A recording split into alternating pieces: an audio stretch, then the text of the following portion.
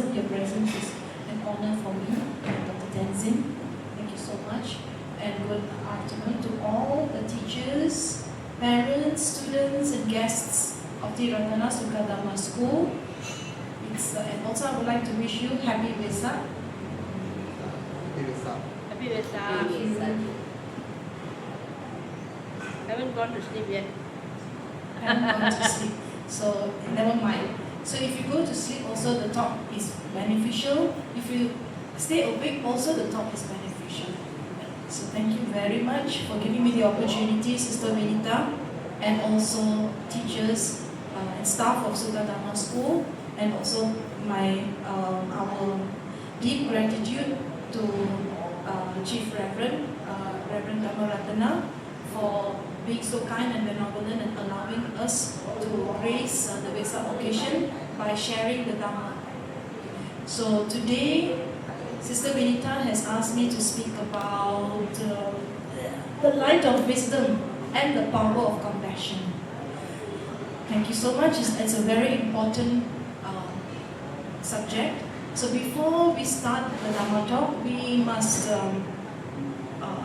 as per the tradition, we will take refuge and generate bodhicitta. This time in the Tibetan tradition, you have done the chanting and all in Pali this morning. So we'll give you a bit of taste of the Tibetan chanting. I hope you don't mind. So Venerable Dr. Tenzin and myself will do the refuge and bodhicitta. And also the 4 Brahma Viharas. First, we pay respect to all the teachers, the Buddha, the Dhamma, and the Sangha. Namo Guru Ve. Homage to the lineage of teachers. Namo Buddhaya. Homage to the enlightened ones. Namo Dharmaya. Homage to their teachings. Namo Sanghaya. Homage to the community of practitioners. Namo Guru Ve. My path is supported by the lineage of teachers. Namo Buddhaya. My path is supported by the enlightened ones. Namo Dharmaya. My path is supported by their teachings. Namo Sanghaya. My path is supported by the community of practitioners. Namo Guru Ve. I'm inspired by the lineage of teachers. Namo Buddhaya. I'm inspired by the enlightened ones. Namo Dharmaya. I'm inspired by their teachings. Namo Sanghaya. I'm inspired by the community of practitioners.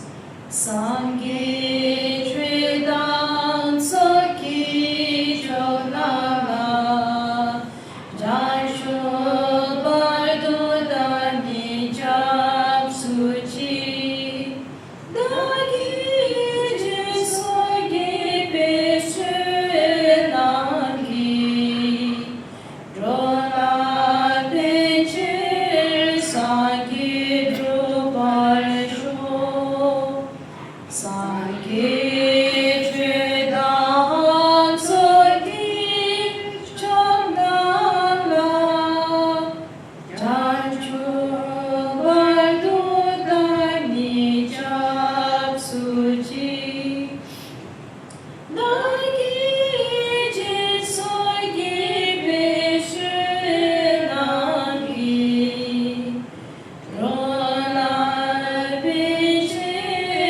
Sangye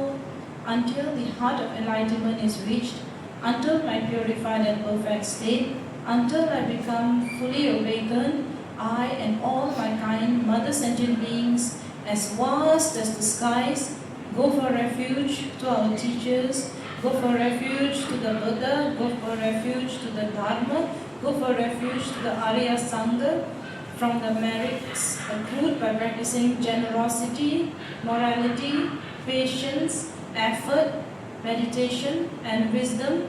May I become a fully enlightened being, a Buddha, to benefit numberless sentient beings. Now we will do the 4 Brahma Viharas in Tibetan.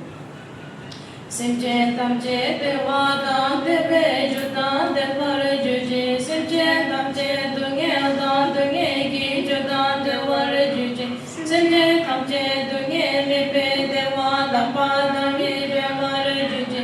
Simche tamche nire chata nida dawe kanyong chen pola ne par juje.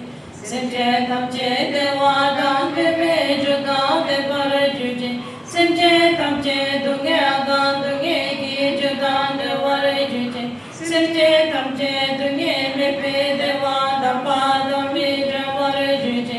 Simche tamche nire chata nida dawe kanyong chepola ne par juje. Simche tamche dewa dan debe judan devar juje. Simche tamche dunge agan dunge ki judan devar juje. Simche tamche dunge mepe dewa dapa dami devar juje. Simche tamche nire chata nida dawe kanyo chen pola ne par juje. May all beings have happiness and the causes of happiness, that is loving kindness. May all beings be free from suffering and from creating those causes of suffering, that is compassion. May all beings never be separated from the joy of rejoicing in others' good fortune and merits, mudita, that is rejoicing. And may all beings be equanimous, free from the extremes of attachment and hatred. This is viveka, equanimity. Simche namke sampada loye jira jita va jejo thumon te pa yi cheki korlo korgusu. We humbly request the Buddha to turn the wheel of the Dhamma for the benefit of all sentient beings.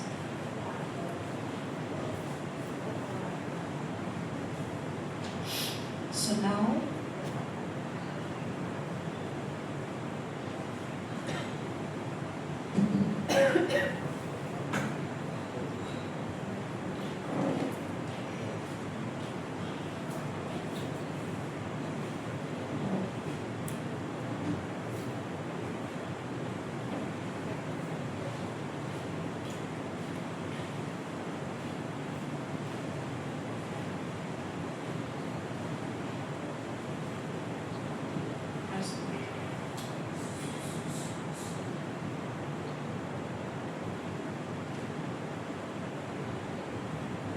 today we are going to talk about wisdom and compassion.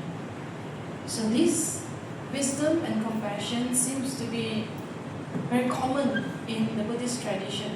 So wisdom and compassion. So wisdom is part of the 3 trainings, Sila, Samadhi and Panya. Panya, wisdom. And compassion, Karuna.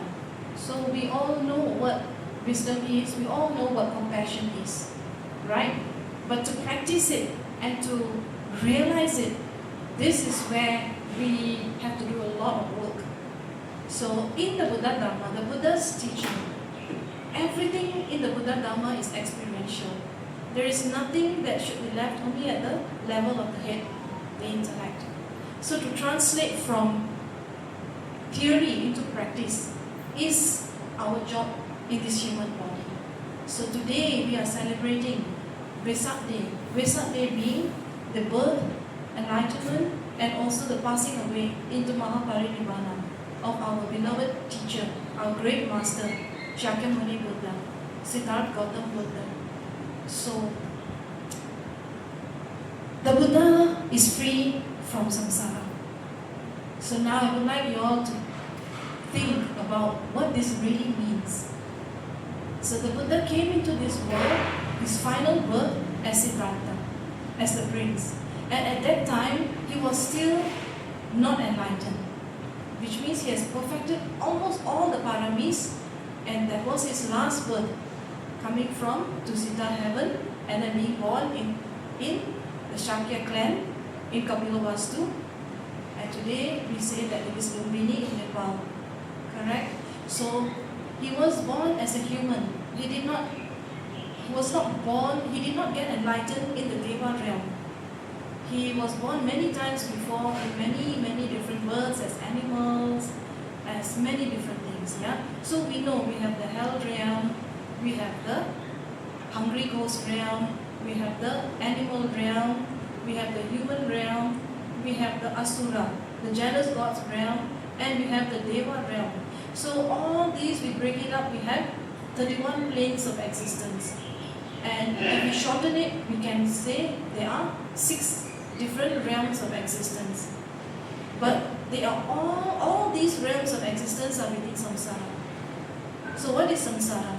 So samsara, if you actually look at it, the correct way of pronouncing it is samsara. And that one we know in Malay also. The word samsara means really, really painful, isn't it? We already know it's in the Malay language. Samsara means pain, suffering. You know, we don't just say that sedih. We say that it's like you're experiencing samsara means you're experiencing a lot of pain, very, very intense suffering. That is samsara. Even in the Malay language, we understand that that is suffering. So now, the Buddha taught the 4 noble truths in Sarana, with the Dhammacakkappavattana Sutta. So the Buddha expounded the 4 noble truths. We all know this, right? So there's no need for me to go through it one by one. Still, the most important teaching, the Buddha said, I only teach 2 things: the existence of suffering and the extinguishing of suffering. Suffering and the stopping of suffering. So, of course, when we talk about Buddhism, people will have misunderstanding. They think that Buddhism, the Buddha taught only about suffering, and it's such a pessimistic path that we are doomed. You know. So always talking about suffering, So then, what good does it do? There is a purpose. So when the Buddha talked about the suffering, he also talked about the origin of suffering. And the origin of suffering are our what? The human desires. Right? And if there is no way out of suffering, then there's no point to practice the Dhamma, isn't it? So we can just, because there's no hope, so we might as well just do whatever we can and then just leave it, There's no need to practice, no need to do so much hard work. No need to renounce, no need to keep the precepts, no need to do all these things if there is no way out. So please don't misunderstand me. Of course you have to keep the precepts. Of course you have to practice. But practice what? So that the 4th noble truth says that there is a noble eightfold path. And in this noble eightfold path, it can be divided into 3. Sila, the ethical foundation; Samadhi, which is the meditation; and Panya, which is the wisdom aspect. So we know our intellectual Buddhism perfectly. Now, how about applying it in our daily lives? So the Buddha came into this world more than 2,600 years ago in human form. And that is a great teaching by itself. So we are rejoicing, we bathe the Buddha, isn't it?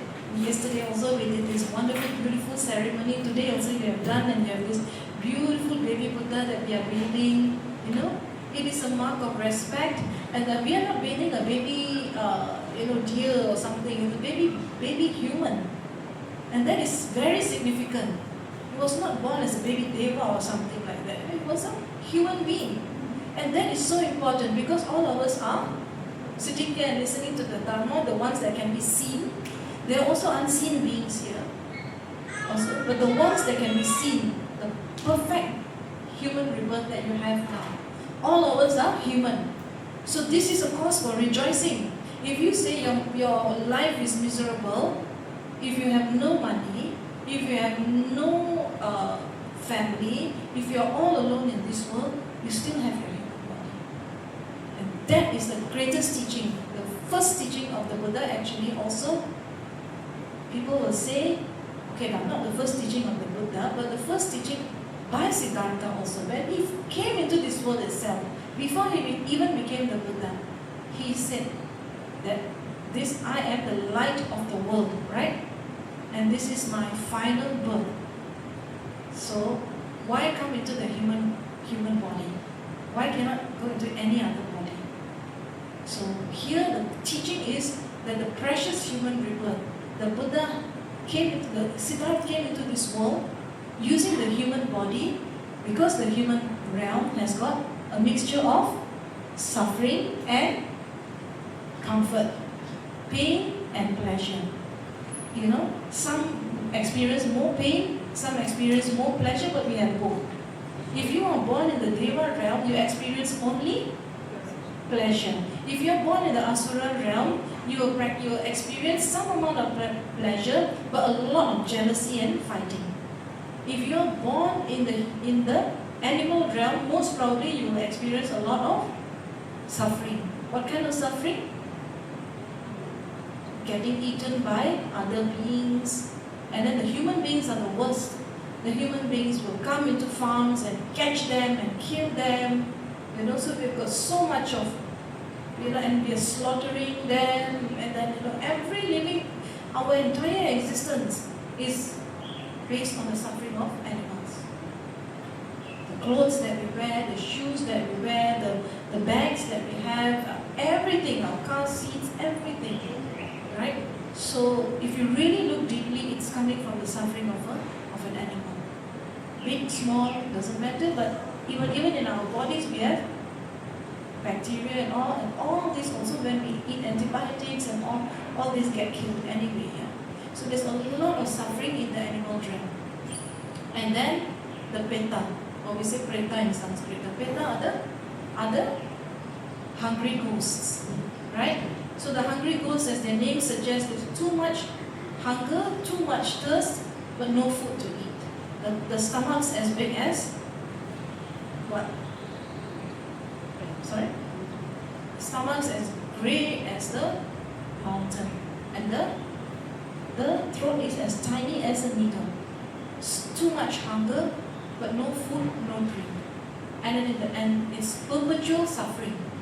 In the hell realm, it's perpetual suffering, retribution for the hatred that we have inflicted and we have thought, and the harm that we have inflicted on others. So in the hell realm, there is not a single moment of reprieve. But the human realm, we have both pleasure and pain. Some more, some less. Some have a lot of pleasure, almost like devas. Some have very little pleasure. But they are both. So now you can see, if only you look deeply, you can see the suffering of other sentient beings. We have the suffering of birth, old age. People become ill, people become old, isn't it? And unless we are in an elderly person's body, we do not know their suffering. Their loss of memory, their loss of eyesight, hearing, staggering, no more teeth left, and then difficulty to swallow, and virtually every bone in their body is painful, and they can easily fall and break a bone or two. And having no teeth means very difficult to eat anything, isn't it? So it's basically, you can clearly see a degeneration. And if we are in that kind of body where we are already old, only then we will understand what the suffering of old age will be. Until then, if I give you sugar, okay, and I say that this is the taste of sugar, and I don't give you the sugar, sorry, I tell you this is the taste of sugar, but until you eat it, you won't understand what sugar means, isn't it? So when you eat the sugar, you experience sugar as a lived experience, then you will say that, yes, I know sugar. So in the same way, if you are not in an elderly person's body, you do not know the suffering of old age. You can only infer. And if you are not in a sick body, you do not know what terminal illness means. Right? We won't know until we are experiencing it. Correct? And if we are not in an animal body, we do not know the suffering of animals. So here, in this realm, in the human body, we must develop that empathy.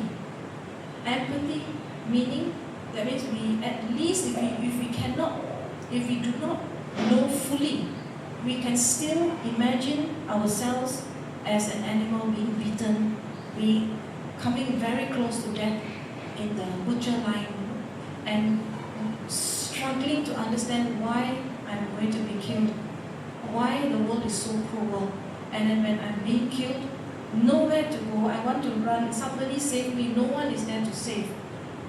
The butcher just chops the neck. That's it. Or slowly severes the head. So until and unless you can meditate on the suffering of other sentient beings, if you can't feel it by yourself, at least you can meditate on it. Until such a time, there will not be any compassion, much compassion. The compassion that we have is based on the experience that we have experienced before. Everyone knows hunger, isn't it? When you're hungry, you know. But how many of you know how it feels like to be hungry for 1 week? 2 weeks? No food for 2 weeks, or 3 weeks. How many of you know what it feels like not to have water for 24 hours? So now during this hot season and all, how many of us actually feel the thirst of animals? The birds, no water to drink. The stray dogs, stray cats. Because we have not felt how it is not to have water for 1 day, 2 days, 3 days. For us, 1 hour we don't have water, we are already getting dizzy. And we say we are dehydrated, correct? So, compassion is a very, very big thing. What does compassion mean? Compassion, the technical definition of compassion is what? We are what? May all beings be free from suffering. Okay? So that means the wish for others to be free from suffering. So if we do not know the Four Noble Truths, if we do not accept that there is suffering, how can we develop compassion? So this is why the Buddha taught the first Noble Truth. It's not to scare, it's not to make us depressed, it's not to make us hopeless, but it's for us to generate compassion. So this is the basic idea of Buddhism. And a little bit more down the line, I will share with you why compassion is so important. So now, what is loving kindness? We say loving kindness all the time, we practice metta, but what is loving kindness? Loving kindness is, may all beings be happy and well. So the wish for all beings to be happy is loving kindness. And the wish for all beings to be free from suffering is compassion. Can you see the difference? Is there a difference? There's a difference, right? 1, you wish others to be happy and well. 2, you wish others to be free from suffering. There is a difference. Okay? So now, why is it important for us to practice compassion? So here, if you go to the temple, for example, right, and then somebody doesn't welcome you, you don't feel welcome. And then if you eat something and then somebody scolds you, you didn't do this right, you didn't do that right, would you come back to the temple? No, right? Yeah. But if somebody very lovingly, with so much of compassion, have you had your food? If you come to the temple, nobody cares about you. No makan, no coffee, right? And then, nothing. You just give the donation and just go off, So there is no compassion, there is no loving kindness that make you be happy, and then there's no effort to make you feel comfortable. And then, first thing is, somebody first has to be satiated. The person is thirsty coming from far. then the person is hungry, coming from far, or even if near also. These are the two basic things, isn't it? People need to eat and drink.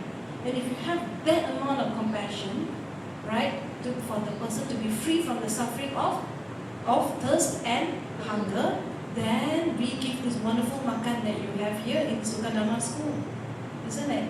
Which you are already practicing that compassion. But if while serving the food, you scold people for taking extra food, or scold them, for the tiniest things, and then, so at the same time, our Dhamma centers are very important because we learn the Dhamma here. But more than the Dhamma that we are preaching is the Dhamma that we are living. Right? So if we are going to do our pujas perfectly, if we are going to do our everything, all our rituals perfectly, well, Buddhism doesn't have rituals, right? But some we still do, like the offering and all.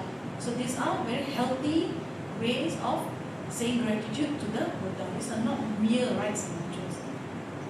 But on the external, we have big Buddha statues, we have very big Dhamma centers, and full of practitioners, but no one greets another. No one says good morning to another. No one says thank you to another. No one feels, everybody is just looking at each other without any love, any compassion. Do you feel welcome in such a place? You won't, right? So you might as well go to somewhere, where a nightclub, where people welcome you, come, take a drink, my friend. I think there's more compassion in the pub, isn't it? Compared to the Dhamma centers, sometimes, right? So so the Dhamma centers sometimes turn into very cold structures, just brick and mortar, no warmth. You get what I'm trying to say?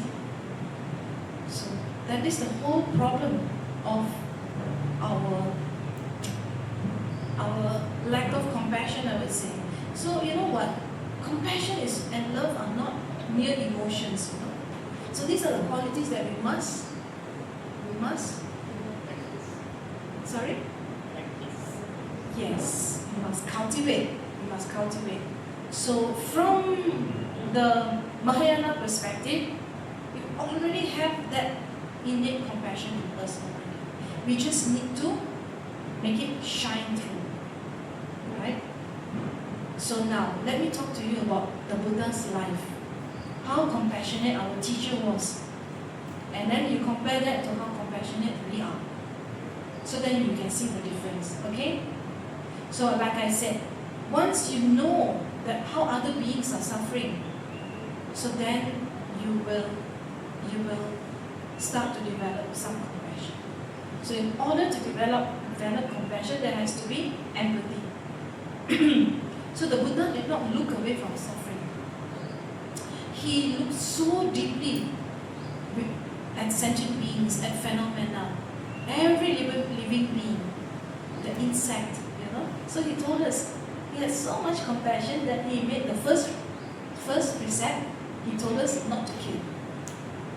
He didn't tell us animals are for our consumption, so therefore we can take life. He never said like that.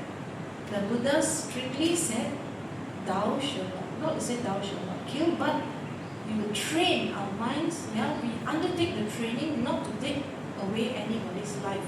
Because everybody fears the rod, isn't it? So when someone is about to kill us, just as we are afraid of the rod of death, so are other living beings. So if someone comes inside here and suddenly takes a parang and runs around, would you save your life? Yes, no. Because the life is dear to you. Can you imagine how it is when the butcher's knife is coming to the neck of the chicken? Nowhere to run. So, do you think that the chicken doesn't want to live? Or do you think that only human beings value our lives? Our lives are very important, but the chicken doesn't feel scared. The chicken trembles. The cows cry. The bulls make noise. The dogs scream, howl. And then if you hear their shrieks, you can never ever eat meat again. That, if you have that level of compassion, you somehow or other, the meat that is on your plate doesn't look very nice anymore. Of course, I'm saying from my own experience. I'm not preaching for anyone to become vegetarian, but I'm just telling the level of compassion in people's minds. So now, how did the Buddha actually have compassion? So you know the Buddha actually allowed people to join the Sangha, and among them was Sunita. Who was Sunita? Sunit was a person of a low caste. In India back then, low caste people, they used to tie the feathers of the peacock on their back, and then as they walk in the front, so they will actually clear the sand away, the path away, so that it's a footpath. So that is like a broom. So they are like brooms, So basically, the lowest caste, in Brahmanism, they have the Brahmin class, the Kshatriya class, the warrior class. The Brahmin are the priestly class. The Kshatriya are the warrior class. The Vaishya are the merchant and traders and the farmer class. And the last one is the Shudra. Shudra are the what? These are the class that they call it the service class, the one who are born to serve. So everybody has got their duty, their dharma, the duty in this life. So in this life, if you are a Shudra, so you are not allowed to study Sanskrit, to go and basically do prayers, etc. All these are the prerogative of the higher classes. So the dharma of the Shudra is to what? Cannot practice religion. We are just here to pick up the feces and the dirt and clean the village, clean the pathway, And so those days in India, ancient India, only the Shudra used to eat meat. The people of the so-called lower class, That's why the Buddha never forbade the monks and nuns from actually, when we do our Pindapata, the Buddha never said that you cannot eat meat. The Buddha knew that of course, the Shudra also, they must make marriage, isn't it? And in their house, whatever animals that they have, killed because they have no, basically, income, not much income for them to actually really become vegetarian, to buy all these grains, so they eat whatever they can get, like scavengers, a carcass here, a carcass there.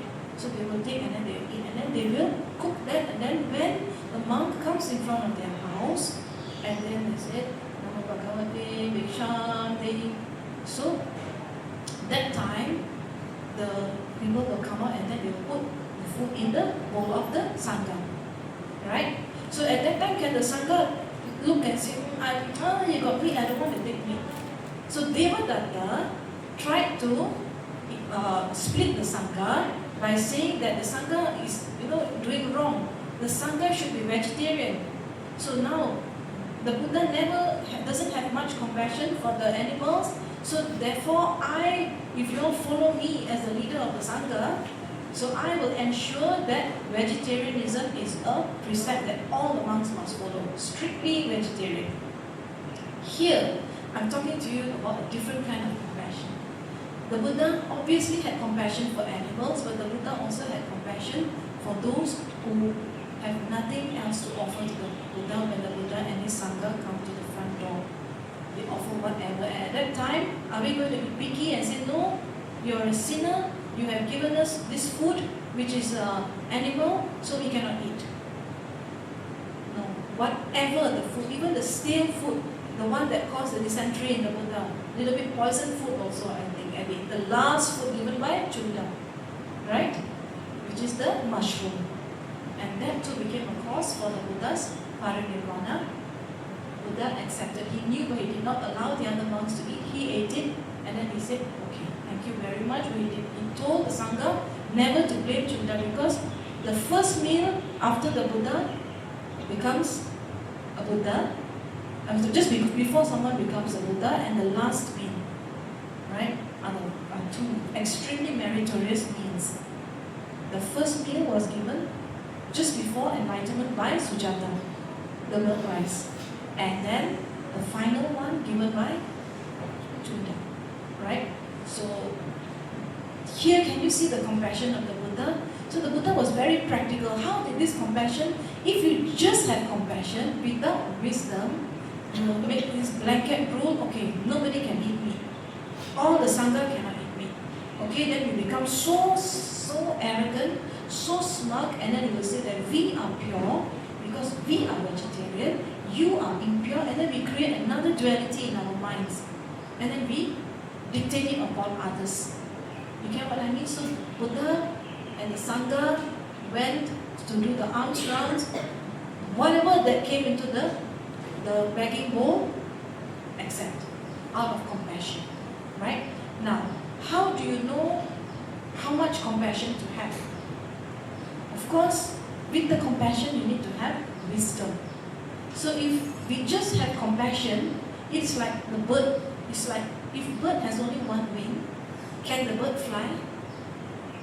So all of us, most of us, we talk about, either we talk a lot about compassion or we talk a lot about wisdom, but we sort of struggle to balance the compassion and the wisdom. That is our problem. That's why we are actually not really getting anywhere in our practice. So if we say that our practice is like that, only 20 years ago also Namo Tassa, now also Namo Tassa, but not much difference in the mind, yeah? So everything is the same. We're doing the pujas and all. What is it that is missing here? You know? We're skipping our precepts, our 5 precepts, you know. Maybe sometimes musawada, a little bit here and there. So, you know, lying and all, necessary, isn't it? No. See, yesterday, some people told me that musawada is very necessary. Thinking, is it really? So is that how you interpret the 5 precepts? So that we can choose, you know. So now we're extremely smart. Smartness and wisdom are not the same thing. Smartness means we try to make excuses for why we should not keep the basic trainings. The basic training, out of compassion, the Buddha said, do not kill. Right? You should undertake the precept not to take any life, because life is dear to everyone. Okay? Number 2, the Buddha said, do not take anything that does not belong to you. So this one, you think is negotiable? Are the precepts negotiable or non-negotiable? After all, we always argue and rationalize in our intellectual minds that it's undertake the training only, it's not a commandment of thou shall not kill, thou shall not steal, isn't it? It's not a commandment, isn't it? It's just a training. But if it's just a training, then why would the Buddha even bother to tell us? I mean, if it's not important, then the Buddha doesn't need to mention also. But the Buddha said, follow the precept, keep the precept. That means you should keep it, or shouldn't you keep it? Should you keep? You should keep. Yes. Negotiable or non-negotiable? The second one. The first one already, I don't kill big animals and all, but I still buy the badminton racket from the what is that called? This DIY, Mr. DIY, that one that has battery, and then everywhere, and then all the flies, you know. And then so to my horror, sometimes I go to some temples and then I see they put the sticky thing, you know, the sticky thing, and then all the flies will be there. And then one day I tried to save the fly. It was so stuck. It was just so stuck that it was so exhausted, and it died right as I was trying to take it out. And then from there, something arose in me, some deep sadness as to how much that fly would have struggled before it died. Right? But do we think that level or not? Do we think? I'm not saying that I'm very compassionate. I'm just saying that there must be some critical reflection in order to develop compassion. So okay, never mind. So the cockroaches in our house we can put some shelters, that baygon. Okay. So and then what about the rats? So we put the rat trap and all these things because they are wormy, isn't it? But to Mother Earth, even the human beings are wormy, you know. Okay? So if you look at the larger thing, Mother Earth actually also thinks that we are a nuisance. Just as we say the rats, the cockroaches are a nuisance, you ask Mother Earth and see. how much we are actually destroying the planet, correct? So we are actually now in crisis of climate change, so because, and if we have compassion for ourselves and for others, we'll do something about climate change, isn't it? How much are we doing about climate change? So we are still busy driving our cars everywhere, myself included, blowing with smoke, carbon dioxide, carbon monoxide, and then hoping somebody else will take care of the problem. So where is the logic in it, right? So now back to the third precept. So the third precept is what now? Sexual misconduct. So now we struggle to teach our children in the Sunday school this one, We say that, when I ask the children also, what on earth is it? So we can say it like this: do not touch somebody's body if they don't like it. Just simply touch anybody's body, even the animal also. If they don't want to be touched, don't touch. Correct? We can teach them like this, So just as we don't like, inappropriate touch, so other beings also don't like, whether they are animals, they are young children, they are babies, opposite sex and all, we don't touch. So basically, we don't touch where we are not supposed to touch. So we can teach the precept like this. Is the third precept negotiable or non-negotiable? Who can? Is it meant to be broken, optional, or compulsory? In Buddhism, nothing is compulsory. But then again, nothing is negotiable also. Do you understand? Why I say it's not compulsory, but it's not negotiable also? How can it be? Where's the logic? Now think. You do also okay, don't do, it's not okay. If you kill, it's not okay. If you don't kill, it's okay. So you get what I'm trying to say. I'm trying to say is that there are laws of the universe. So there are niyams, there are niyamas, there are karma niyama. So the Buddha is trying to save us from creating negative karmas.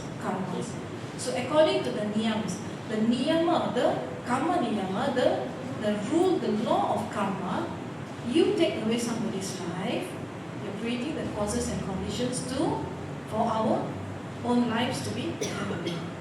Correct? So if you take away somebody's things, so you are creating the causes and conditions for us to have our resources taken away. You go and inappropriately touch others, you're creating the causes and conditions for us to be treated in the same way. And then now, we talk about musawada, we can lie all the time now, because I think we, the Dhamma centers and all, we are, certain times we need to use harsh speech, isn't it? Correct? Yes. Yes, sir. Who agree? We can scold people one. Can or not? What did the Buddha say? What did the Buddha say about speech? False speech means what? So false speech means? Don't tell lies. Sorry? Don't tell lies. Do not tell lies. Do not use harsh speech. Do not what? What is it? Gossip. Gossiping and lying already said. And the last one is just idle talk. Idle talk. Yeah, so this one we are actually still navigating. We haven't actually really agreed to keep this precept, isn't it? So most of us actually here we are stuck, myself included also. Okay? So sometimes talk rubbish. But this one all very normal for us. So you meet a very good friend and then hours and hours will go by, then you realize that you have talked nonsense. Or you sometimes somebody does something, the first thing is the voice goes up very high pitch, the whole taman can hear, scolding, right? Isn't it? Yeah, so these are the things that we have to be very careful. And why? Out of compassion for others. So all these precepts that the Buddha has given, actually there is a logic behind it. Number one is to protect us from negative karma. And why should we protect us from negative karma? Because the Buddha said, because you are sentient being also, I'm a sentient being. So the Buddha had so much compassion for us, the Buddha laid down the 5 precepts for us.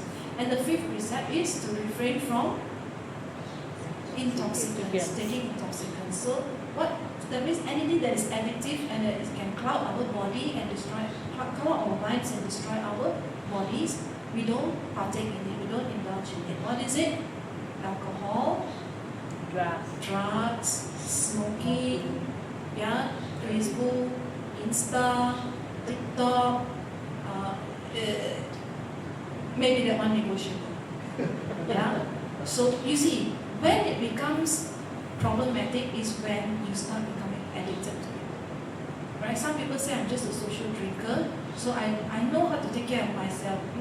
Depends, yeah. Depends on your state of mind.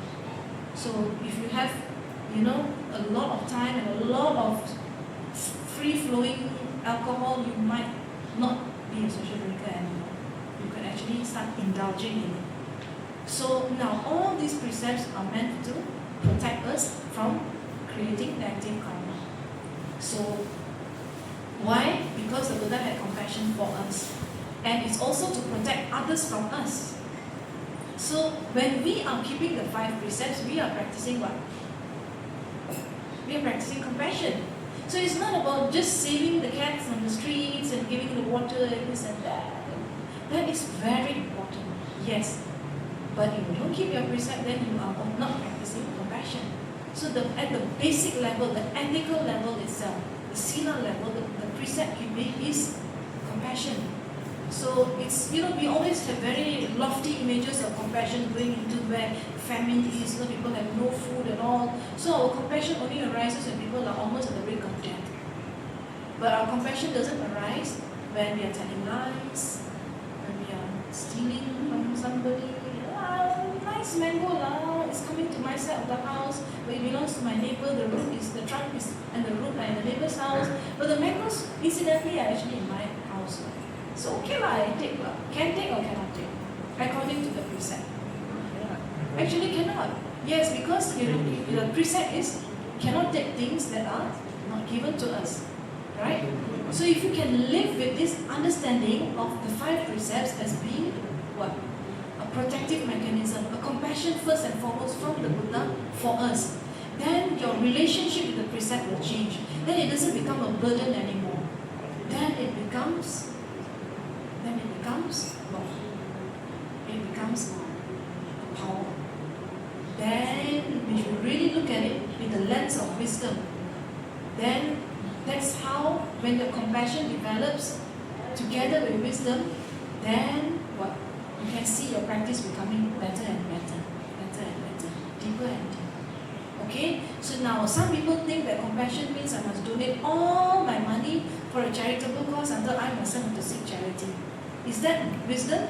Is that compassion? Not really, right? Why? True compassion is rooted in wisdom. Where there is no wisdom, there can never be genuine compassion. Okay? And loving kindness also. So we love other people, but we attach no meaning. Loving kindness, metta means no condition. You like me, you don't like me, I still love you. Can like that. Somebody slap you here, how many of us can say that? Slap me here also. Nobody will say that, right? But actually that is compassion, that is loving kindness. Unconditional. So you slap me, I'm going to slap you back. So that is our reaction. So in a way, the great leaders, the historical religious figures, spiritual figures, all people spiritual know the importance of the power of compassion. If you don't understand the Buddha Dharma much, if you don't understand any religion much, at the very least, you know that when somebody is suffering, it's not right, isn't it? Something has to be done. Something moves you from inside. So the Buddha also, in the Buddha Danta Sutta also, he actually taught that we should stop harming living beings. The correct rites and rituals is not based on the sacrifice of others. If you want to sacrifice, so let's talk about sacrifice here.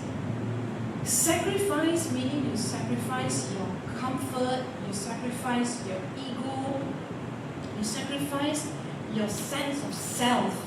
You become humble. Humility is a sacrifice. Kindness is sacrificing. You can choose to be mean, but you are kind. That means you are sacrificing the shortcut, the easy way out. So people got no time to be kind to others. We're always, so we stop being kind when we actually, basically have no time for other people, then we stop becoming kind.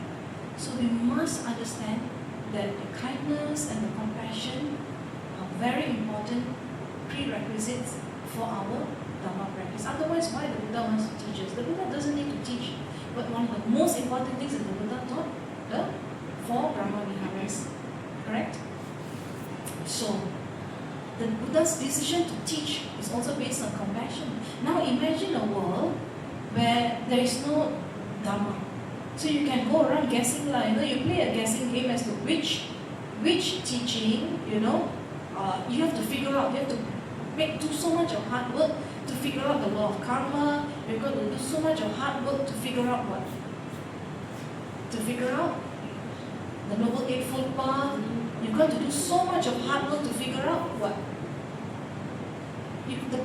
The path to enlightenment is already, the GPS is set for us. The Buddha has given us a roadmap. That is compassion. Imagine the Buddha didn't come to this world. And imagine even if the Buddha came, there's so many Prateka Buddhas here, Prateka Buddhas we call them in Pali. So many Prateka Buddhas that came and never taught, isn't it? Correct? And we call them the silent Buddhas. So many came and they didn't teach. What can you imagine a world if Siddhartha Gautama Buddha did not teach the Dhamma? If the Dhammacakkappavattana Sutta was not expounded in Sarnath 2,600 years ago, how would it be? You will not be sitting here today, isn't it? Correct. So now, can you remember certain stories from the Buddha's life? There was once this lady called Patachara. She lost her husband. Her husband was bitten by a snake. So basically she married her someone that she liked, and basically she was banished by her parents. So she went across the river and stayed in another village with her husband. And then every year she wanted to go back to her parents, and the husband said, no la, don't go first, So she gave birth to one. She wanted to go back as per Indian custom to see her parents. Husband said no. Then that small one became a little bit bigger, 2-3 years old. She had a second child. Then the husband said, wait. Then one finally she said, no, I can't wait. I must go back and see my parents. They're very old. So as they were about to cross the river, the husband was bitten by a snake and died on this side of the bank itself. And then the thunderstorm came. After then she tried to cross the river with her 2 children. She sent the baby first to the other side of the bank of the river, and then the toddler, the 3-year-old toddler, was on the left side, and then the other side was the baby. Correct? And then as she went back to get the toddler, she saw that the eagle came, falcon or eagle, I don't remember, came to take the baby away. And as she was clapping and clapping, trying to chase the eagles away, her son thought that she was calling him to come into the river, and then he went into the river, he also drowned. So the husband bitten by the snake, the boy drowned, the baby taken away as food for the eagles. So she was almost going mad but hadn't gone mad yet. So she said, at least my parents are there, I will go. So as she reached her village, she saw only a house that was burned down. The servants died, the livestock died, her parents and brothers and remaining relatives also died. Okay? So she had no one left in this world. It was such a horrible experience. Everybody that she loved and cared for died just like that. So can you imagine? So now I want to invite you to have some empathy. How to develop empathy? Now I want you to think that you are Patachara. So you go back into her shoes. You go back into her shoes, standing there, leaving behind the dead body of the husband, the boy that already went into the river, the baby already became food for the eagle, and then in front of you, the scene of the entire house burned down, the parents. And that's it. She lost her mind. She took out her clothes. She started running in the streets and she became mad. Okay? Then somehow or other, somebody brought her to the Buddha. And the Buddha immediately told them to cover her with blanket, some kind of a cloth. And then after that, he expounded the Dhamma to her, and she became a bhikkhuni patanjara, with very high realizations. In the end, she became an arhat. If the Buddha did not have compassion, did not teach her the Dhamma, did not calm her down, and did not admit her into the bhikkhuni sangha, she would not have attained arhat. So all these events, triggered what? A lot of pain in her and compassion from the Buddha, and she became liberated. There are many other stories like Kisa Gautami, her baby died, and then she was like so sad, and somebody told, why don't you go to the Buddha? He's such a great master, maybe he can bring your baby back to life. So she went to the Buddha asking, whether, I heard that you're such a great master, can you bring my baby back to life? The Buddha never said no. So this is a way of saying it. But if we were in the Buddha's shoe, what we would say? Go away. Nonsense. What are you talking about? We'll say, we won't have the skillful means. We'll say, like that. But the Buddha did not make fun of her. He knew her state of mind. A mother lost her only child. The state of mind of a woman who lost her only child. The Buddha understood deeply the psyche of human beings. And at that time, if you were to say, no, accept life as impermanent, everybody must die. We always like to give lecture to other people when somebody dies, isn't it? We say, never mind lah, life is impermanent lah, accept, it's okay. Really? If our relatives pass away, can we accept? Not easy to accept. For those of us who experience recent bereavement, it's very hard to accept. What we need at that time is somebody to be compassionate to us. And that's exactly what the Buddha did. The Buddha, through his compassion, he gave her an activity to do. Asked her to go and find, okay, I will revive your son, provided that you go and get one sesame seed from a house that never experienced death. Oh, she said, I can do that. So she brought the baby along, knocked on every door in the village. First door that she knocked, that the person said, I can give you. And she said, I just need a handful. He said, I can give you a sack full also. What is there, But then as she was so happy, she said, very soon, this is faster than I thought, easier than I thought. Then later on, she remembered, no, I have to ask also whether this house has experienced death before. So she said, brother, I can only accept if you tell me whether anyone has died in this house. Then he said, what can I say, my sister? He said, my mother just passed away 3 months ago. Then she said, I will not be able to take this sesame seed. I'm so sorry. And then the next house she went, a lady in white came out. Obviously, in the Indian tradition, a lady wearing white means her husband passed away. So she didn't even need to ask. She went to the next house. Everybody said. And there was one house where there was even a funeral going on. So it was already dusk that time, sunset. Then finally, it dawned on her that there is no house that has not experienced death. Then she went back to the Buddha, and then she went to the crematorium. She jumped around, and then she just left the baby there. And then she went back to the Buddha, and then she just bowed at the Buddha and then sat there. The Buddha said, sister, had I told you that I could revive that life is impermanent and death is natural, would you have listened to me? She said, no, sir. And now do you understand that, life is uncertain, death is certain, life is impermanent. Birth will result in old age, sickness and death. And we all have to go. But the child lives on in their memories. So that's what the Buddha said. Can you see how compassionate he was? He was not only compassionate to human beings, he was not only compassionate to the animals, he was compassionate to the devas also. Buddha only slept 1 hour per day. Okay, we all are in the mama shop until 3 a.m. nowadays. Okay, I don't know what kind of society that we have become, that we don't even allow the devas to come out and listen to the Dhamma also from masters if they are willing to teach, because we are busy in the mama shop until 3. Even the devas have no time to learn the Dhamma nowadays, because the devas actually don't like our smell, isn't it? Only certain masters that are very, very good in their precepts actually do not emit a foul odor. Correct?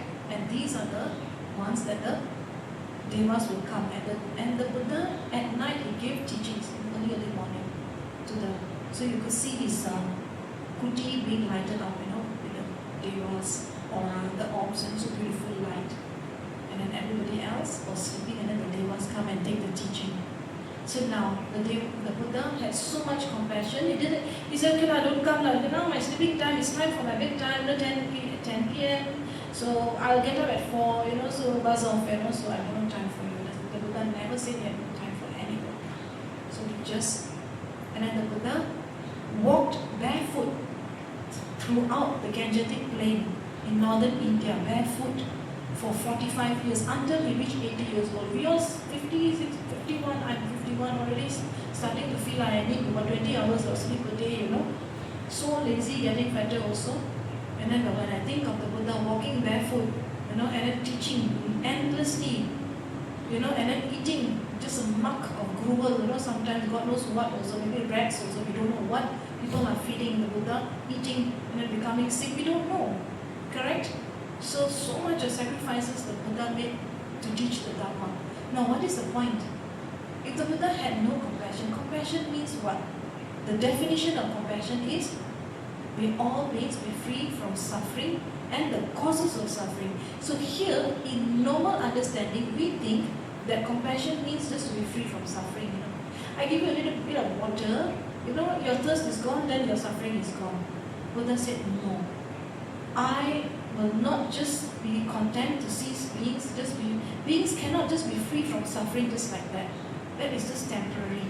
Beings must be free from the causes of suffering. And what are the causes of suffering? The Buddha said already, the 10 unvirtuous actions: killing, stealing, sexual misconduct, lying, harsh speech, gossiping, idle talk, jealousy, envious, and then also ill will and wrong views. The 10 unvirtuous deeds is the reason why we are all suffering in this world. So then the Buddha taught us the 10 virtuous deeds. And the 10 virtuous deeds, somehow or other, more or less, the body is actually divided into the body. Right? Not killing, not stealing, not having any sexual misconduct, and then this is 4 of the speech, and the 3 of the mind. So the Buddha said, keep your mind clean, first have right view, and then develop metta, and then also develop mudita. Mudita is the cure for this jealousy that we are having. That is also an unvirtuous deed. So when we can practice the 10 virtuous actions slowly, we go deeper and deeper into our practice. That's how 20 years from now, if you're still alive, 6 months down the line, you will see deep changes in the practice if you know how to practice through critical reflection. That is wisdom. You just blindly give 2 ringgit to a beggar, but without understanding as to what the beggar is going to do with the 2 ringgit. Maybe it is better if we were to give some kind of a training, just some many different things that we can do. So we give the dogs and cats like food a little bit, somewhere we go. But we never think where they're going to get their next food, whether they're going to be safe on the streets, whether they might end up getting killed by the cars, or we don't think that much yet. So our compassion is actually quite little. So now, what is the benefit of compassion? Compassion also reduces ill will. So when you have compassion, you can never have resentment, will not have harshness at that particular time. And the most important thing is that if you look at the Buddha's teaching, ignorance is the reason why we are in this samsara. And ignorance is what? Ignorance of a separate self. We think that a self exists truly, and where the self exists, we become selfish. So compassion, right, is the antidote to this selfishness. Where there is compassion, your focus changes from the self to others. So that's why it reduces ill will, resentment, harshness, and slowly, the ego will diminish.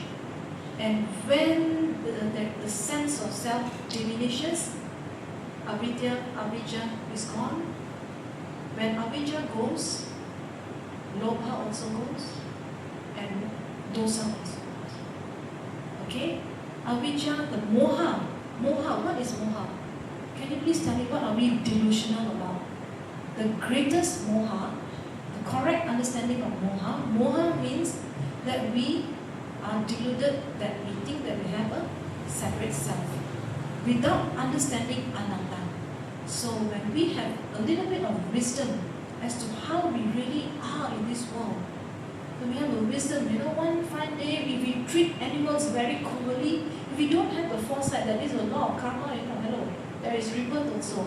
We don't have that amount of wisdom, we will go around inflicting suffering on other people without understanding the law of karma, without understanding that we will be reborn in the future. We can be reborn as the very animal, that kind of animal that we have harmed. So therefore, if we are rich now, we should not be so egoistic, thinking that we will always be rich. Understand, impermanence is there. So by learning the Dhamma, cultivating the wisdom, why we should be practicing compassion, the answer is because it reduces our ego clinging. It reduces the selfishness. Where there is self-cherishing, there can never ever be what? There can never be liberation. We cannot be liberated from it. So here in Dhamma centers, we always pride ourselves as being the best, the most knowledgeable. The more knowledge we have, the more Dhamma knowledge we have, the more arrogant we become. The last to be liberated will be the one with full arrogance. And the one to be liberated the most is the one who does the most service for others.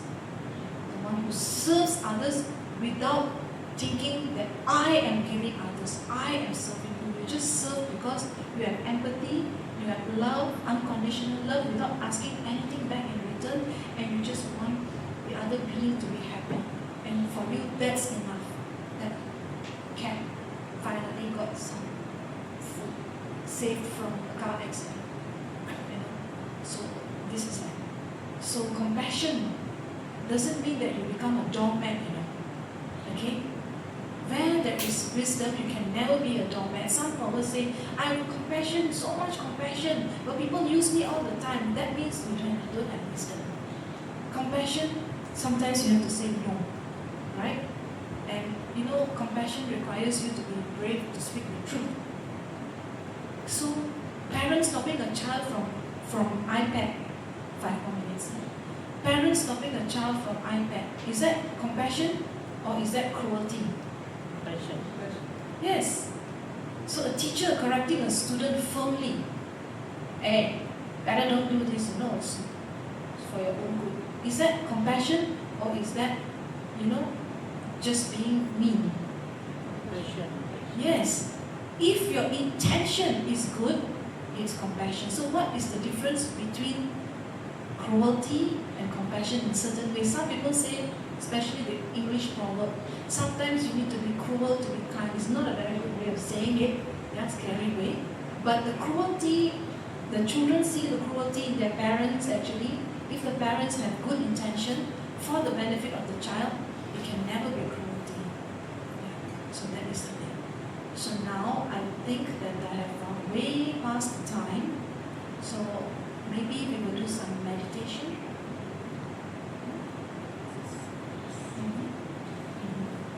Right. So now we will do some meditation. So please close your eyes. We will do some meditation on compassion. Keep your body straight. Shoulders relaxed. Put a smile on your face. Relax. And then focus your mind at the tip of your nostril and tell yourself, breathing in, I'm aware that I'm breathing in. Breathing out, I'm aware that I'm breathing out. In, out, in, out. Focus your mind at the tip of the nostril, between your upper lip and the nostril. Put a half smile on your face and then recall the Buddha, the qualities of the Buddha. Today is the birth, awakening and the parinirvana of the Buddha.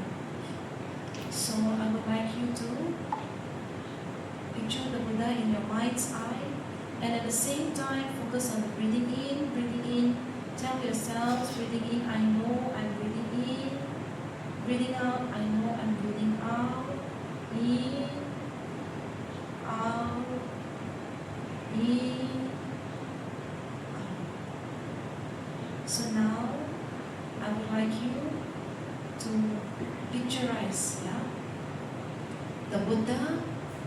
I'm going to give one story from the Buddha's lifetime, and I want you to feel that you are in the monastery. I want you to feel at this moment that you're a monk. 2,600 years ago, you were a monk. Okay? Put your mind, go back 2,600 years ago, slowly, slowly. See yourself wearing the robes of a monk. See yourself in the monastery, Jetavana Monastery in Sawadhi, India. So you are sitting with so many other Sangha, and then you're practicing loving kindness and compassion on the kusha grass. The grass that is especially very soft and nice, you put it under your bum and then you sit and practice meditation. And then you tell yourself, may I be peaceful and free. May my heart be peaceful and free. May my heart be peaceful and free. So you feel your heart very peaceful, very free, very happy. You listen to the Dhamma talk so much of merits. Don't know next year you'll be here or not. Don't know next moment we'll be here or not, but now we are here. In fact, 2,600 years ago now, we are there together with the Buddha. And we tell ourselves to practice metta, say, may my heart be peaceful and free in your mind's eye. Truly feel your heart peaceful and free. May my mind be happy. So in your brain, if there's any tension, any worry, any anxiety, so any brain fog, then you don't understand the Dhamma, or your memory is going off, you're forgetful. So you send some love to your brain and you tell yourself, may my mind be happy, may my mind be happy, may my mind be happy. So your brain starts becoming lighter and lighter. You start sending the light to your head, and then slowly, slowly, the thoughts start to settle down. Not many thoughts. Just now so many thoughts. Now so few. Your head is so light. You're so relaxed. Your mind is becoming brighter and brighter, clearer and clearer. Just now the brain fog that is so heavy and so dark. Now all the brain fog slowly leaving your brain and your mind becoming lighter and lighter, clearer and clearer, brighter and brighter. And then you send to your body, from the head to the toe. So you tell yourself, may my body be healthy. May my body be healthy. May my body be healthy. So your head, your eyes, send some gratitude to your body, your tongue, your nose, your ears, your face, your neck, your throat, the shoulders, the heart, the lungs, the stomach, the intestines, the small, the big, the liver, the spleen, the pancreas, the kidneys, your arms, your palms, your spine, your back, your buttocks, your thighs, your knees, your legs, your feet, the whole body, including every cell in the body. You send beautifully to the entire body, very deep and vast, and you tell yourself, may my body be healthy. Send some gratitude to the whole body, especially send it to where it's painful. Tell yourself, may my body be healthy. May my body be healthy. May my body healthy, and feel, yeah? If you have any pain, how does it feel? If it is painful, if your knee is painful, your throat is painful, if you have a headache, you know how it feels like. You must know. Be aware of what the pain feels like. It's not your pain. Pain is just arising, and tell yourself, may my body be healthy. May my body be healthy. May my body be healthy, and spread this beautiful, beautiful awareness that your whole body is suffused with loving kindness. The whole body from the head to the toe, and very deeply from the big organs to the smaller organs, to the cells, to the tiniest, tiniest, tiniest atom, and the subatom, the whole body. And then you tell yourself, may my body be healthy, may my body be healthy, may my body be healthy. And then you tell yourself, may I be well and happy, may I be well and happy, may I be well and happy. So now I want to suddenly tell you, in the same monastery there is a monk who is so sick, lying on his bed. No one is caring for the monk. He's just as you are your robes are very clean. That monk, the robe is very dirty. It is soiled with his urine and the feces. It is soiled with pus. And the monk is having very high fever. No one is taking care of the monk. And then the Buddha calls all of us. All of us are the monks in the monastery. The Buddha happened to be passing by, and he saw the monk in such poor condition. And no monk was attending to the dying and the sick monk, because others were busy practicing metta on the kushagras. We are telling ourselves, may I be well and happy, may I be free from harm and danger, may I be free from mental and physical suffering, may I be well and happy. And then we tell all beings to be well and happy from our minds. Sitting on the kushagras, we easily can generate loving kindness for everyone.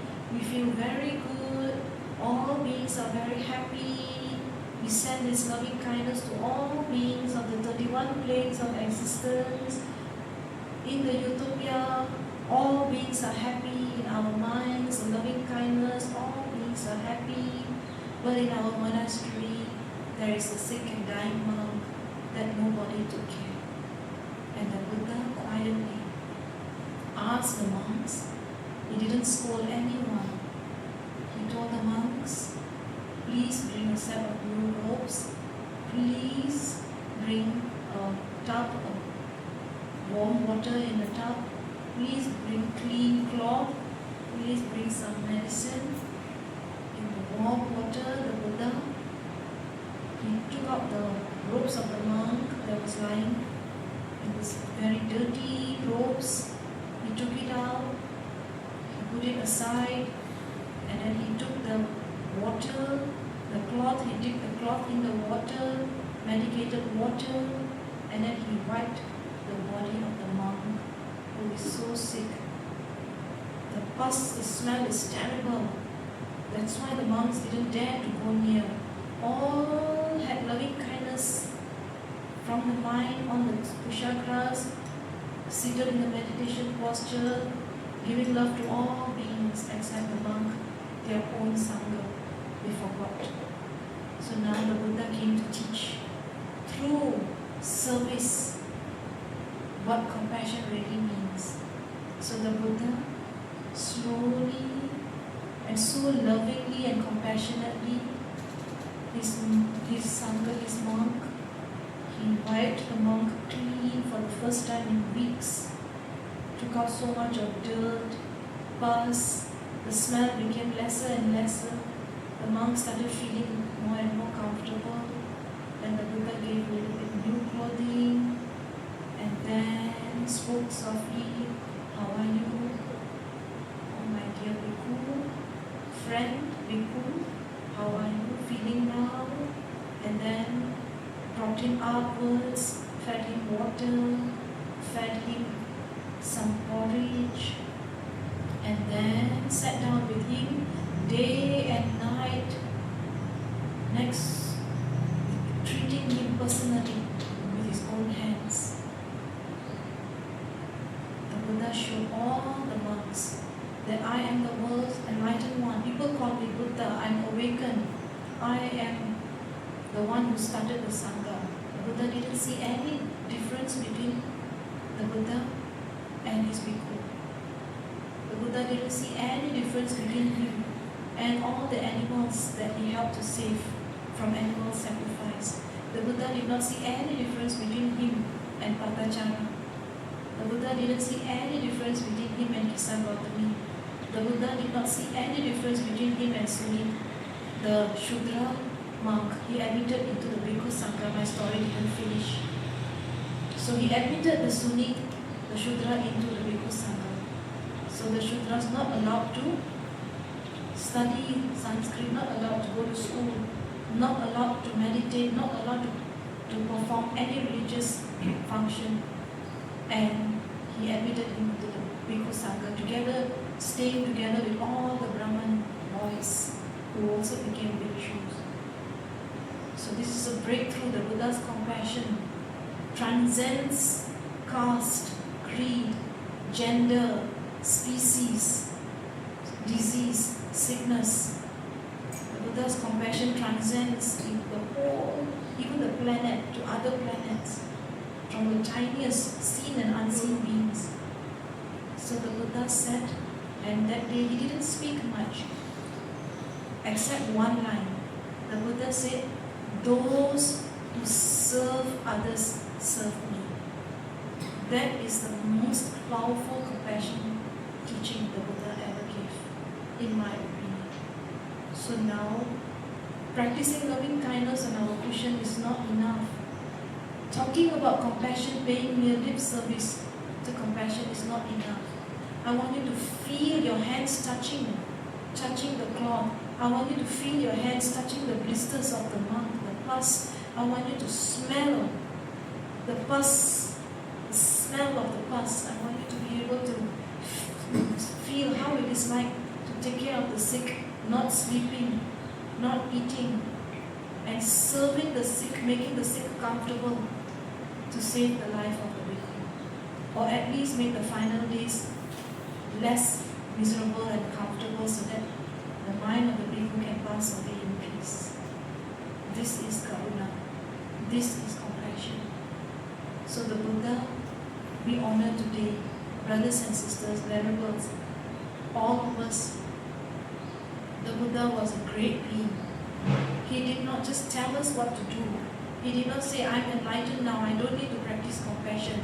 It's your job to practice compassion because you are still Buddhajana. I am already Buddha. You are still worldling. So you practice and I'll just meditate. No. The Buddha went from house to house doing his arms round, teaching the Dhamma to all beings, young, old, monks, nuns, giving opportunity to the nuns, to the women to become members, equal members of the Sangha, establishing the Bhikkhuni Sangha 5 years after the Bhikkhu Sangha, and so much of love and compassion for people of India, walking barefoot in the sweltering heat, no aircon that time. Yeah, there's no, the living conditions are just so basic, and yet the Buddha was content. And his message to us on this Vesak day: if you serve others, you serve the Buddha. So if you can understand where the compassion arises in your heart, at that time you are seeing the Buddha. Where compassion doesn't arise, one cannot see the Buddha. So brothers and sisters, thank you so much for the opportunity for me to share a little bit from the life of our great master, our great teacher, and I hope and pray that the teaching of compassion will ignite in your hearts, and your hearts will melt for all beings, and you will have critical reflection in your minds as to why compassion is important, to reduce the ego clinging.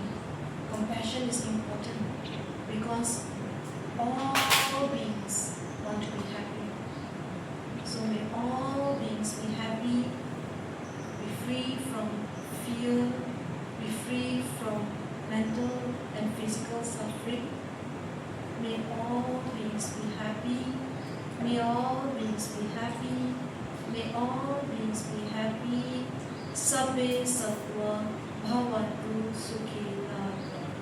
Sunam ye tamche zepaye topte vedanam kamje kega nache bala trupai zibe sole trova resho jancho secho ripoche make panam kijuriche kebanya pame baya gone godo resho. Sadhu, sadhu, sadhu. Thank you so much to Venerable Dr. Karma Tashi Choedron for that inspiring, insightful discourse. As our wonderful day draws to the close, may I invite our Sangha members and bhikkhunis to lead us in our final closing ceremony. Let us dedicate the immense merits accumulated today for the peace, happiness, and ultimate liberation of all sentient beings. Thank you all.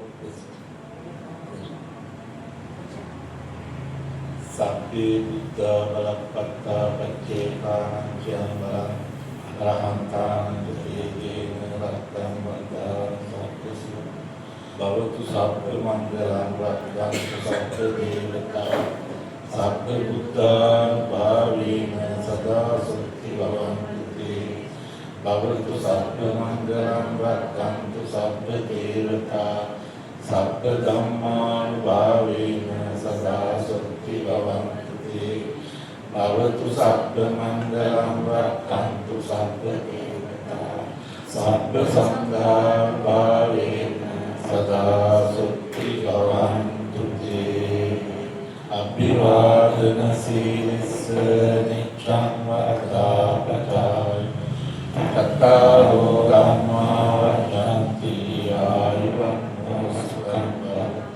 Ayurarokya sampatti sakka sampatti nevacha ato nibbana sampatti iminate samitatu sadhu sadhu sadhu.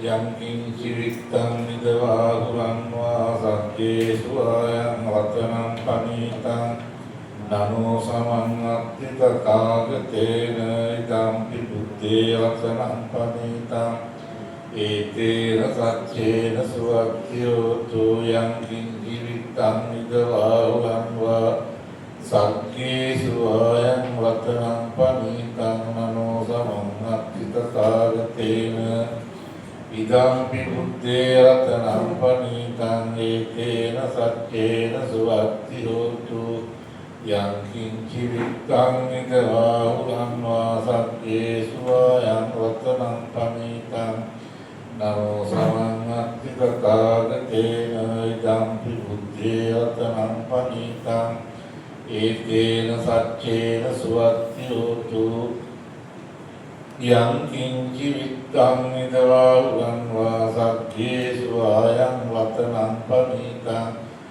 nano samannatti tathagatena idampi buddhe ratanam panitam etena satyena suvatti hotu yang kinci vittang nidavahulam va sakyesu ayam ratanam panitam nano samannatti tathagatena idampi buddhe ratanam panitam etena satyena suvatti hotu 𝐾𝐻 𝐸𝐬𝐝 සත්‍යේසු ආයං වතනං පනිතං නනෝ සමං අත්ථි තථාගතේන ඉදම්පි බුද්ධේ රතනං පනිතං ඒතේන සච්චේන සුවත්ති හෝතු යං කිංචි විත්තං විදවා සත්‍යේසු ආයං වතනං පනිතං නමෝ සමං අත්ථි තථාගතේන ඉදම්පි බුද්ධේ රතනං පනිතං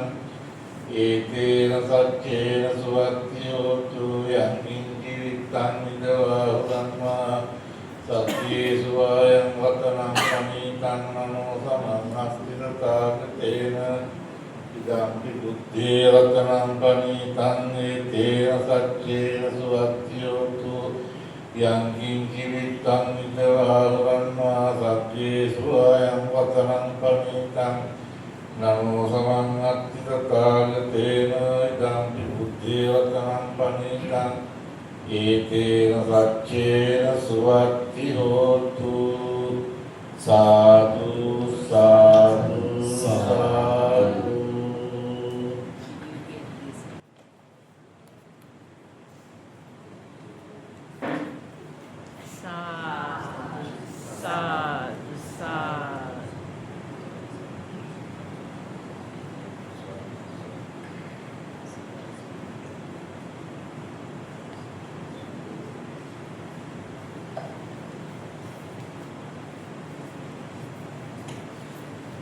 Dear brothers and sisters, this brings us to the conclusion of our Vesak Day program. On behalf of the organizing committee, we extend our deepest gratitude to our Sangha members, our distinguished speakers, sponsors, dedicated volunteers, and every single one of you who make this day so spiritually uplifting. May the light of Dhamma guide your path, and may you carry the power of compassion in your hearts every day. Safe journey home, and once again a very happy and blessed Vesak Day to you and your family.